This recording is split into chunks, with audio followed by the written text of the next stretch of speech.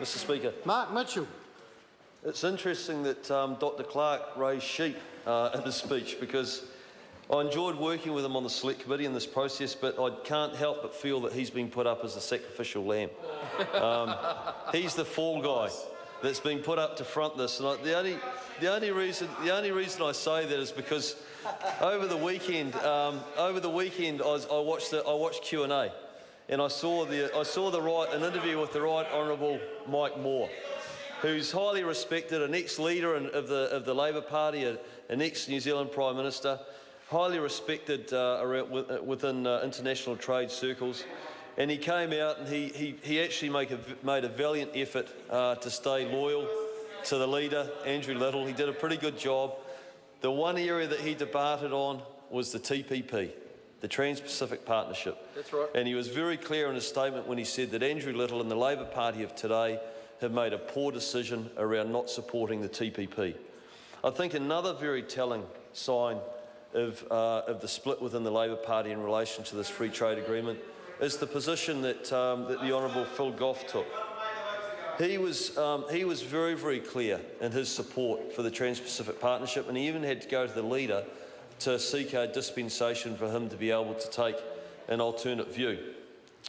So it would be safe to say that, unlike Upper Hutt, Auckland City will not be becoming a Trans-Pacific Partner free zone.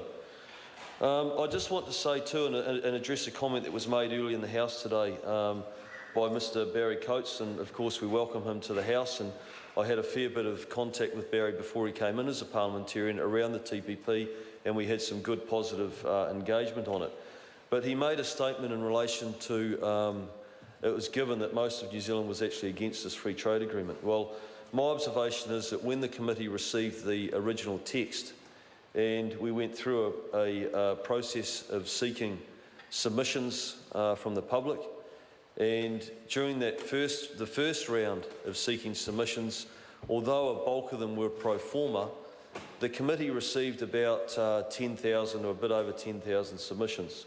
Of those, we heard a bit over 300. So we travelled from, we went to Auckland, we heard submissions in Auckland, we heard submissions here in Wellington, and we also travelled to the South Island and heard submissions in Christchurch. Cheers. The interesting thing about that, and this is where I want to acknowledge the Trade Minister, Todd McClay, and our Chief Negotiator, David Walker, and actually also the Honourable Chris Finlayson, as we've heard from him today, that he was also involved in a series of roadshows that were taken throughout the country, giving members of the the Honourable Paul Goldsmith was involved in those as well. And so they embarked on a series of roadshows around the country, and this was for members of the public to be able to attend and put questions directly to the Minister and the Chief Negotiator and raise any concerns or issues that they had around the Trans-Pacific Partnership. I believe that as a result of that, on the second go-round when we received the legislation onto the committee and we went back out and we sought public submissions again, we received, I don't have the exact number, going off what Minister Finlayson was saying, we received about 68 submissions. Of those, about 30 wanted to be heard in front of the committee, which meant that actually we heard all those submissions in Wellington. We didn't need to travel to Auckland. There was no requirement to take the committee to Christchurch, because we went through a process of 6 months. We went from receiving 10,000 submissions and hearing 300 to receiving 60 and only hearing 30. And I think that's actually a very clear indication of how much information was put out into the public and how the public of New Zealand actually started to understand and realise that this was a very good agreement for us. In relation to free trade agreements, what do they really mean for New Zealand? I mean, obviously, it creates favourable terms for us to be able to trade with the rest of the world. We're a trading nation. That's what we've relied on till now for our growth and for our opportunities, and that's what we'll rely on into the future. I mentioned earlier the Honourable Phil Goff. He probably copped a fair bit of criticism going through the process of developing a free trade agreement with China. But if we're actually to fast forward now to today, that free trade agreement has been significant for us in terms of job opportunities, economic growth, new opportunities emerging, and without that free trade agreement, we would not be, and I acknowledge him and I acknowledge the previous Labor government for the work that they did on that. This is why, to me, it's a big surprise that Labor has taken such a massive apparent swing to the left in terms of their failure to support these types of free trade agreements that essentially are so important to us. So coming back to what do free trade agreements mean to us, if you have a look at the history of our trade over the last 5 years, you'll find that the countries that we have free trade agreements with, our growth in trade is growing at about 10 or a bit over 10%, right? If you go back and you have a look at the countries that we don't have a free trade agreement with, although I can assure you our private sector will be trying as hard as they can to continue to develop business, in fact, those countries are in decline. So there's a clear correlation between the fact that good free trade agreements allow opportunities for growth inside our economy.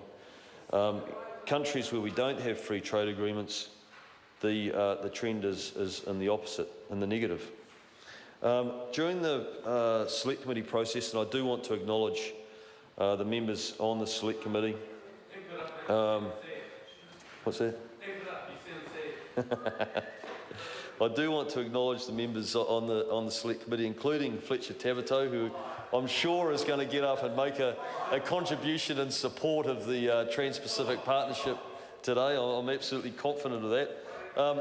It is a good process, and it is where people do get to come and make their submissions, and we get to test those. And I want to acknowledge the advisors that also supported the committee with their advice, and we were able to test many of the issues that were actually raised with us through that process. Through the process, of course, we have recommended some amendments be made.